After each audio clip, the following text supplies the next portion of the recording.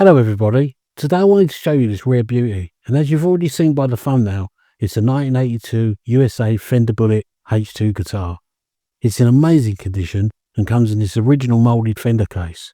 And let's not forget that this guitar is now 43 years old, so in many circles considered an official vintage guitar. Now, without getting too involved in the backstory of these guitars, the Fender Bullet guitar was designed by John Page in 1981. They were made and constructed in the USA. There are also two models that predate this second incarnation of the Fender Bullet guitar, and they are known as the Bullet Standard and the Bullet Deluxe. They were also known by the dealers as the Bullet 1 and remained in production until mid-1982. Now, I have covered the Fender Bullet series in some detail in a previous video, and I'll leave a link to that in the description for you to go and watch if you're interested in the full history of these Fender guitars. Now, it's important to remember that the Bullet guitars were not a type of Stratocaster or Telecaster, but rather a model of their own. But it's obvious to everyone that the original Bullet guitars were very similar to the Telecaster, with their single cutaway and Telecaster shaped headstock. In June 1982, the Bullet underwent a new design, and these were much more akin to the Stratocaster with a double cutaway body, but these did not have the Stratocaster body contour. These did, however, still have the Telecaster shaped headstock. It was in 1982 that 5 new models were released, but 2 of these were bass guitars, which were a B34 regular scale and a short scale, which was known as a B30. The original Deluxe model was now renamed the S2, and it kept its metal pickguard and combined hardtail bridge. It also kept its original 2 single coil configuration. The new S3 model now had a plastic pickguard and a separate hardtail bridge, and now included 3 single coil pickups and a 5-way switch. They also released the Bullet H1, also known as the Bullet 2, which still sported an all-in-one metal pickguard and a bridge combination. This guitar only had a single humbucker pickup at the bridge position with a single coil tap button. So this brings us neatly onto the Bullet H2, which we will focus on today. This was also known as the Bullet 2 Deluxe model, so let's have a closer look. All these new models now featured the 21st dot marker and a maple skunk stripe, but there were a few transitional necks that featured a walnut skunk stripe, which are considered to be much harder to find, and this happens to be one of those models. These maple neck bullets had a slim D-shaped neck and a 7.25-inch radius, which feels quite flat in hand, but very comfortable, especially if you're like me and have a smaller hand. The rosewood necks, however, are known to have an inconsistent neck shape and fretboard radius. According to John Page, this is because the rosewood necks were still being hand-finished during this early transitional period. This neck has a bone nut which measures 41.5mm, the first fret has a measurement of 42.5mm, and 51mm at the 12th. The headstocks on these all had an E1 prefix, although they were made in 1982 and even 1983. These also have the Made in USA label on them. You can also find the date on the base of the neck if you are brave enough to remove the neck from the body, which I have done with this model, and this also reveals the truss rod adjustment screw. This model has the original F-type machine heads, which is nice, as they were later replaced with the Scala cast sealed tuners. It has a 3-way toggle switch and 2 humbuckers, each with a white Fender branded cover.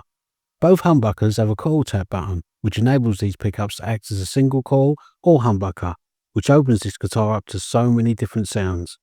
The pickup readings are as follows. The bridge pickup single coil is 5.95, the neck reads 5.93, and the middle reading is 309. As a humbucker, the bridge reads a hot 1130, the neck a smidge less at 1129, and the middle for completion is 585. There are far too many variations that this guitar is capable of, and to highlight them all would just be impossible, but I have put together some samples for you to hear these pickups as single coils and humbuckers.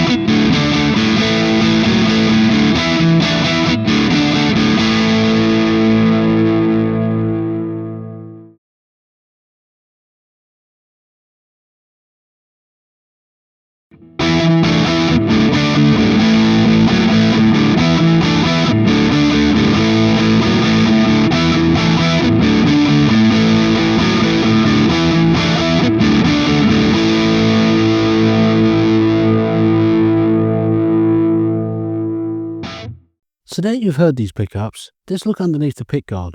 I'm really pleased to see that this is all original. The full-size 250k CTS pots, the wiring, orange drop capacitor, and of course the pickups, which you immediately see are actually not true humbuckers, but in fact two single-coil pickups housed together. Now as you can see, these are red back or red bobbin pickups as they're also known, and again these are much more desirable among collectors, as most came with black backs.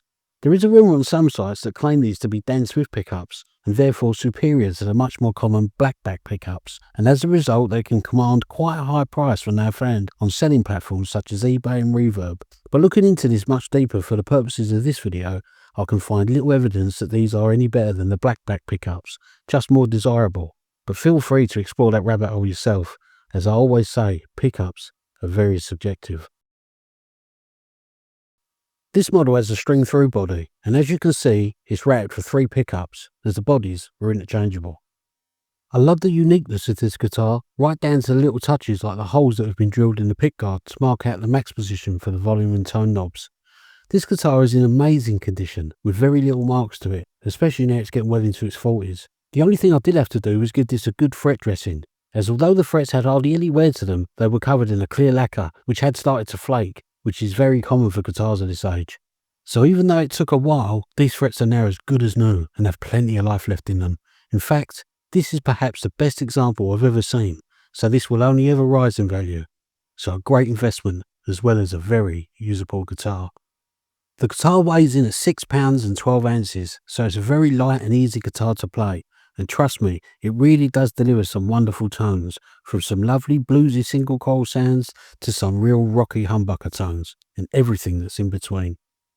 So there we have it, the 1982 Fender USA H2 Bullet 2 Deluxe guitar. So before we listen to how great this guitar sounds in a mix that shows you its more rockier side, as I always ask, if you enjoy the content I create, then please take the time to like and subscribe.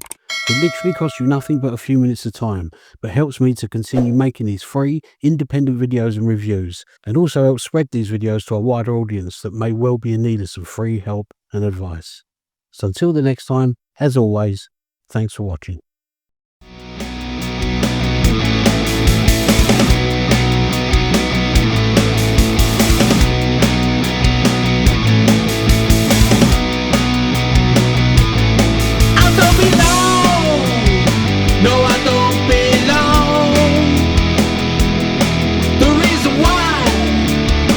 Is this society has been poisoned? I hate those dudes that they hang around and talk behind my back. They're all stupidly deluded, and that's just a plain frat jack. Well, it's a foregone conclusion, lots of love balance ratio. I'm looking out from my window, I see some psycho trying to free old man. Cause it's the end of the road, with no particular place to go. To say the least, I'm gonna hold my head up high, high, high in this new wave. What I say, what I say, what I say, what I say.